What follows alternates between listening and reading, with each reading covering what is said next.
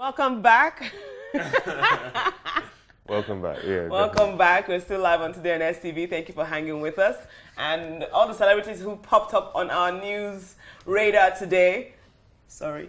A little shade happens on the show. Yes, just a little shade. Just a tiny bit little of shade. Okay, so now what we have in the studio for you guys is someone who is seasoned in the arts.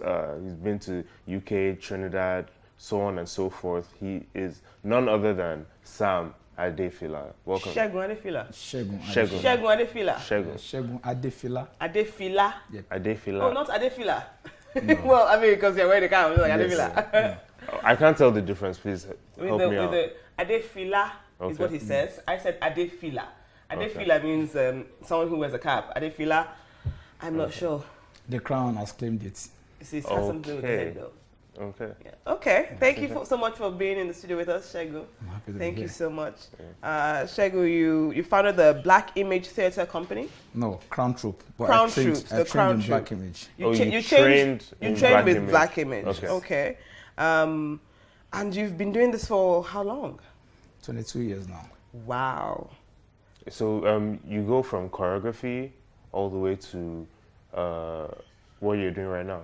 Yeah, my background, there's no dichotomy. We don't break it. It's art. It's art. Yeah. So Whatever dance, it is. music, visual arts, they all come together. Okay, so I've been noticing Lagos is going through an arts revolution, so to speak. There are more people going to galleries for events, more exhibitions, whether it's photos or contemporary dance or paintings. How do you feel? First thing, where is your place in this revolution, so to speak, and how do you feel? The response is to the growth in the arts industry. Okay, yeah, maybe I'll trace it back to a bit of, say, the 70s. So what's happening now is not happening for the first time. Before now, there used to be a very vibrant FEDA culture. And then with the military incursion, things went down a bit. Okay. By the 80s, our economy was going down the drain, and then a lot of things happened, security and so on and so forth. So cinematic arts took over from live theatre, because in the 70s, I mean, people would queue from the National Theatre to as far away as B.O.A.T to see and when they play. So we grew up hearing about all of those things, and by the time we got to the scene, it was a bit. Theatre is very stubborn. Theatre keeps, it keeps resurfacing. Even at the harshest moment, it will come up again. Finds a way to come back. Yeah. So, so people prefer to stay in their sitting rooms and watch these videos and so on and so forth. But the irony is that in Hollywood, in the US, for instance, when you had Broadway before Hollywood, Hollywood didn't kill Broadway. No. But somehow cinematic art killed, Yeah. But what I noticed is even in the US, Broadway isn't as popular as the cinematic arts. Although it's coming back. Yeah. It's on the rise. With like Hamilton and it things is, like yes, that. it is coming back. So I can see your very face. You're not agreeing with me completely. I was going to say to you that Broadway is the biggest thing that can happen to any actor on Hollywood. Yes, but for them, it's not. Most of them go back to Broadway to prove a point. Yeah. It's not because they want to live on Broadway. No. Most of them don't. You don't find an actor or an artist who says, "I live and die on Broadway." Most of them want to. The real money is not in Broadway. Yeah, the theater is a factory. So exactly. Exactly. To the showroom. So where the real stage. Mm-hmm. You have to leave that stage to go to the real stage, and the real stage is cinemas, it's movies. Now it's series. Yeah, series as well. Well, I feel the real stage is still live theater. It's been like that since forever, because that's where you get the drills. That's where you get all of those trainings. So if you see an actor that emerged from live theater, you know that you know straight away. I agree. This is a seasoned one. Yeah. When I watch people on stage, I'm just like, I can't do it. I can act a movie because you can stop. Wait, Shade, you can act? I didn't know about that. I've done a couple of. I didn't know about that. Excuse me. I've done a couple of. I've done like one movie. Okay. Two. Right. But I can never do stage. Stage is. you can't miss your lines. Yeah. Well, I've worked on both media, and I think that they both have their challenges. You know, I've shot a couple of movies, and I've done stage all my life. They both have their challenges because it takes a lot, you know, to stand in front of the camera. Oh yes. And the moment you hear that word action, you're imagining, you're trying to create this world that is not there, and imagining that you're in your own world, you know. Well, on stage, it is this interaction with the audience. You're feeling them. It's live. You can feel their vibes. They give you what they feel. Exactly. Whatever, so it's an instant thing. Yes. It's more instant. Like you said rightly, if you miss your line, then that's it. It's so scary. It's so captivating. There's no cut. There's no second take. You have to just. If you miss your line, you have to just continue. But this is what I really want to know. Like the impact compared to cinematic arts. Like once Black Panther the movie came out, we could see a resurgence of pride in being black across the world. Isn't theater limited in that regard? Oh sure, theater is limited in that regard because theater can only sit so much people at a time.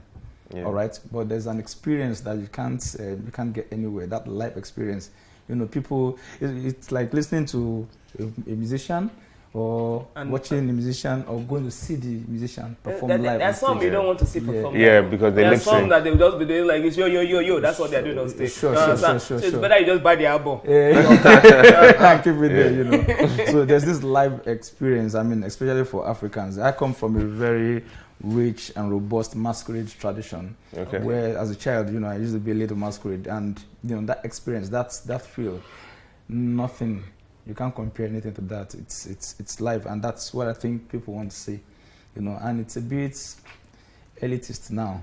Well, theater is very elitist. Yes, now. Right? Before it used to be a very populist. You know, national theater. Yes, now it's in places where a lot of people can access. Yeah. The prices are expensive. You see 5K for each. People, that is money for a week for food for some people. It was like that with cinema too. You had cinemas all over. You know, Agege, Pen Cinema, and all of those places. You know, somehow they moved from those areas. I think somehow there's a renaissance of all of these, you know, things that gave us life back then. I think maybe democracy. I don't know who to thank for it, but I think something is happening.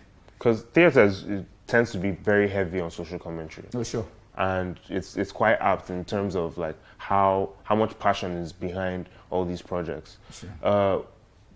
You understanding that idea of like the philosophy behind what is going on. What's yours? What is that message that you're trying to get out there? I don't think philosophy when I work. I don't even have an idea what philosophy is all about. All I want to do is I want to talk. You know, other societies can afford to practice art for the sake of art. Where I come from, being a Nigerian, being a child born in Lagos, I've lived all my life in Nigeria. I cannot afford to practice art for the sake of art. Art must be for life's sake. There's always something to say. You know, there are people, when Fela was doing his music, when he was making his music, there were people still singing about love. That's to say love existed then too. Fela dabbled into it. He did a bit of Ololufemi, something about love, but most of the time it was doing what, you know, the masquerades back then do, because that's the root. That's whatever I do as an artist, that's the root. You know, the masquerade is the one who dared to confront, you know, the powers back then, to talk about the social ills. And if things are good, the masquerade comes out for blessings too. You know, to bless people, to, you know, appease, to purify the land. So that's what I try to do with my art. What Fela did with music, that's what I try to do with theater. That where if I was screaming up NEPA as a child, and my child grows up saying up NEPA, then there's the failure of the system. Of course. And then I have failed as an artist. You know, so the engineers are doing their bit, the medical doctors are doing their bit, the lawyers are doing their bit, accountants are doing their bit, the artist must do their bit too. So how do you measure your impact? Well, I don't also bother my head about that. I just do my thing. Your own thing. Yeah. Because if you want to wait and start measuring your impact, you may commit suicide. You know, it can be very, very heartbreaking, because it'll be like, Fela's warned us, said all of these things, nobody listened. In the theater, there's what you call the Cassandra character. And it's from a Greek mythology that the gods chose this lady, Cassandra, to take over some role in her family. And she said she was too beautiful for it, to do that. So what did she do? The gods punished her. They made her see the truth and say the truth, but ensure that nobody would listen to her. Wow. So you find Cassandra character in so many plays, you know. They're just usually like drunkards, you know. But they're like, saying the truth, but no one is people, listening. nobody will listen. Yeah. You know, so the artist most time finds himself in that position. You know, so when you look back, when you think about what Fela has done with his music and where we are today, it's heartbreaking. So I noticed you mentioned Fela a couple of times because of how impactful music is in our generation. Yeah. But when it comes to acting, who do you think fills in that void? Me. With that sense of modesty, people have done. There's nothing we are doing that is fresh. We're just playing the traditional role of. You don't want to reinvent the wheel. Yeah. I mean, G.O.N.D in his time, you know, performed, and the premier of the Western region stormed out of the theater. Wow. You know, because just of like Hamilton. Yeah, Yoruba Ronu. And all that. Yeah, he saw that play and it was so touching, it was so scathing that he had to leave. So theater has that kind of power. So have you ever had that kind of reaction when you do that kind of performance in Nigeria? Has it ever happened to you in Nigeria? Again, I'm usually not bothered about those things. Okay. I just do but you my would thing. Hear about it if it did happen. Yeah, you know, I'm not as strong as those babas where they've done their bit. All I just do is just go there, say what I got to say, and leave the space, you know. Okay, so since we're talking about that, I mean, I want to talk about some of the credits, some of the places you've worked. You've worked in London, you've worked in Frankfurt, Durban, South Africa, Brazil. You worked with the Lagos Black Heritage Festival. My dad was one of the organizers for that, so I remember. You've worked in Zambia. You've worked with Wole Soyinka. You've worked with... I've worked in Bariga. I've worked in Umaron, my hometown. You've worked in Cairo. We have to talk the international ones first. You know, Nigeria, they like international things. No. Your credits is long, but I can't go through everything. You have a... What's the word? You have a wide array of work. Thank you. Where can you say is, apart from home, where can you say is the best place you've worked so far? Apart from home, I've not seen the best place. I just know that what we do is more appreciated outside of home. But home is where home is. Home is where we get everything from. Anything we do out of Nigeria is just exporting what we get from here. And people are like, wow. And, you know, it takes a lot of convincing to let them know that it's not from the air, it's from where I'm coming from. So Nigeria's got a lot of things to export. Are you doing anything to pay this forward in terms of, are you working with young artists? Oh, sure. I've worked with young people all my life. People in 22 years that Crown Troupe has been in existence, they've been a series of groups who have, you know, they've come to the group, trained, and gone on to form their own groups, and they're doing tours internationally. So okay. Yeah, it's like I went through the university and I saw what people were going through, and I said that, listen, we need to create an alternative system. You know, a lot of brilliant people are there feeling not feeling that kind of self-worth in spite of all the talent.